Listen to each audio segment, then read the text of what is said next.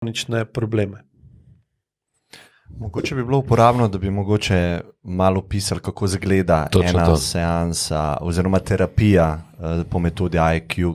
Kako? AEQ. Slovenska metoda. To, da si bojo ljudje predstavljali, kako pride do tega zavedanja in povezave z vsemi temi stvarmi, ki se nahajajo v našem telesu. Odvisno spet, do koga greste, ker jaz sem učitelj 5. stopnje in delam drugače, kot recimo učitelji 4., 3., 2. ali pa 1. stopnje, ker imam že veliko učencev, ki se učijo AEQ metodo in potem s časom, z leti, ki jih vlagajo v analizo, razumevanje in delo na sebi in na strankah, grejo počasi na višje stopnje in so pa tudi terapije pri njih bistveno bolj, za vsako stopnjo so bolj kompleksne in grejo lahko bolj globoke, pomagajo svoji stranki razumeti njegovo senzorno-motorno amnezijo bolj globoko, bolj celostno. Pri meni je to v bistvu nekje skoraj 60% pogovora, 40% dela na mizi, kjer se osebi pomaga, da bolj jasno začuti, kaj ne čuti. Oziroma, da zazna, zakaj lahko recimo določeno, zakaj lahko levo ramo čisto drugače dvigne od mize kot desno ramo. Zdaj tega prej opazi ne, oziroma misli, da pač tako je, kaj pa ne. Pa s pogovorom se mu doda razumevanje, da razume, da je možno, da kljub polni zavesti in umirjenosti na mizi, ker se ne dogaja nič druga kot to, kar pač počneva, ne more na enak način dvigati levo ramo za 5 cm od mize kot desno, čeprav sta obe rami enako veliki, enako težki, ima občutek, da je, recimo, če je mogel blokirati jezo v svojem vedenju, da desno ramo dvigne veliko težje od mize kot levo.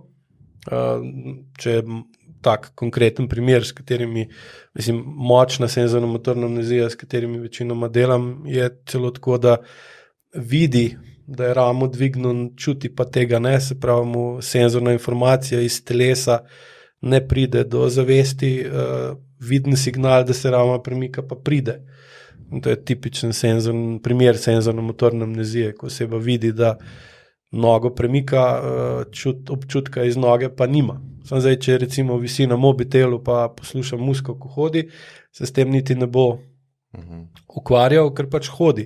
Če bi mu rekel, da ne hodi po noč po njivi, bi pa hudičevo začutil, da nima pojma, po čem hodi, ker ne bi se znal, recimo, če bi pa, to rekel nekom, ki živi na Papui Novi Gvineji in hodi po džungli, bos cel življenje, bi hodil po takem terenu, brez da bi si zvil gleženj ali pa padel, sam hkrati pa nima mobitela.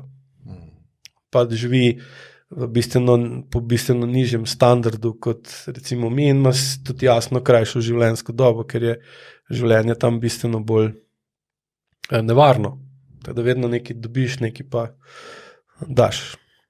Tako da se na mizi v bistvu na mizi se poudari telesen vidik tistega, kar je pri razlagi oseba spoznala o tem, kako je njegova preteklost definirala njegovo sedanje stanje. Potem so pa še vaje, ki se jih učijo za domov. S tem vajem pa oseba doma sama s sabo analizira, kakšno ima povezavo telo-zavest, zavest-telo in vidi, koliko dober sploh čuti samega sebe, oziroma kateri gibi so mu tisti, ki jih tudi podzavest podpira, kateri so pa tisti, ki jih podzavest noče in pol lažje s tem dvigne vpliv občutkov iz telesa na njegovo zavest in s tem v življenju večkrat zazna, da se telo mogoče s tem, kar njegova zavest želi narediti, ne strinja. In potem spremeni odločitev o dejanju, ki ga misli izvesti. Se pravi, večje zavedanje ima potem pri svojih odločitvah ali pa tekom svojega življenja. v bistvu skozi AEQ se povečuje vpliv telesa na odločitve zavesti. Če vzamemo, da je zavest direktor firme, telo pa proizvodna. Senzorno-motorna amnezija naredi to, da direktor se niti ne zaveda omejitev v proizvodni ali pa realnega stanja proizvodne, ampak sam ve, kaj hoče in bo pač to dubu.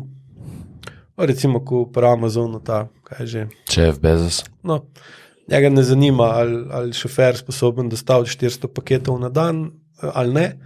On sam hoče, da jih dostavi. Zdaj, koliko bo to naredil, bo naredil, če ne bo pa dobil penale. Ne, ima 300 ali 400 paketov na dan. Ne. Sam pa v bistvu prije do tega, da morajo urinirati v termos flaše, ker nimajo časa, da morajo kršiti cestno-prometne predpise, oziroma da delajo po 14 ali pa 16 ur na dan, kar pa pol pripelje do kronične utrujenosti ali pa izgorelosti. Recimo klasičen primer neupoštevanja telesa pri sprejemanju odločitev je izgorelost, kronična utrujenost, nespečnost, podobne stvari, ker v bistvu oseba, ego te osebe piše račune, ki jih telo ne more plačati.